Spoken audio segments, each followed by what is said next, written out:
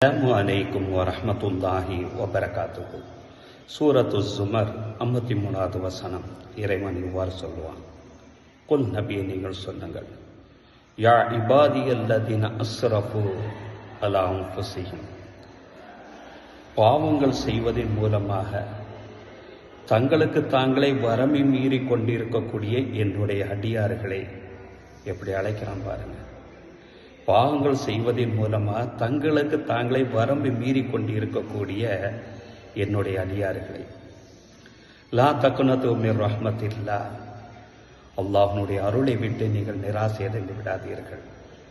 நம்ம செஞ்சிட்டோம் பாவம், அல்லாஹ் மன்னிப்பானா மன்னிக்க மாட்டானா என்ற நிராசையினா நீங்கள் அடைந்து விட வேண்டாம்.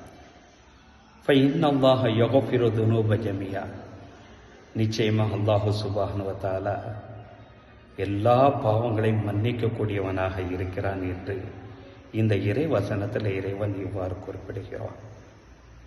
நபி தோழர் அனஸ் இப்னு மாலிக் ரலியல்லாஹு அன்ஹு அவர்கள் அறிவிக்கக்கூடிய இந்த ஹதீஸ் ஜாமியு திர்மிதியில இவ்வாறு பதிவு செய்யப்பட்டது. குல்லு பனி ஆதம ஹத்தாவன், ஆதமனுடைய எல்லா மக்களுமே தவறு செய்யக்கூடியவர்கள் தான். அல்லாஹ்வால் பாதுகாக்கப்பட்ட நபர்களை தவிர எல்லா மக்களுமே தவறு செய்யக்கூடியவர்கள் தான்.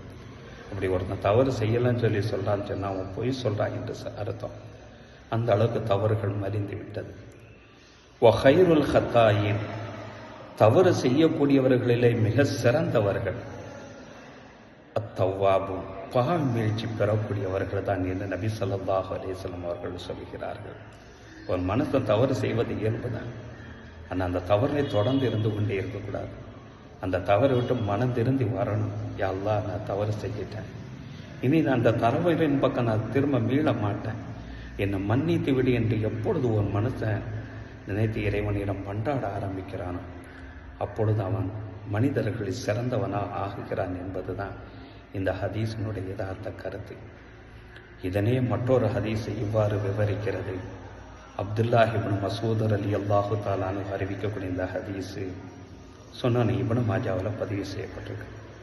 அத்தாயிபு மினத் தன்பி, தான் செய்துவிட்ட ஒரு பாவத்தில் இருந்து பாவ மீழ்ச்சி பெற நினைக்கிறவன், பாவ மீழ்ச்சி பெறக்கூடிய ஒரு மனிதன், இறைவன்ற மன்றாடக்கூடிய ஒரு மனிதன், யா அல்லாஹ் என்னுடைய பாவத்தையெல்லாம் மன்னித்து விடு என்று மன்றாடக்கூடிய ஒரு மனிதன், கமல்லா தம்பலா, அவன் பாவமே செய்யாத ஒரு மனிதனவை போன்றவனாவான் என்றார்கள் நபிகள் நாயகம் ஸல்லல்லாஹு அலைஹி வஸல்லம் அவர்கள்.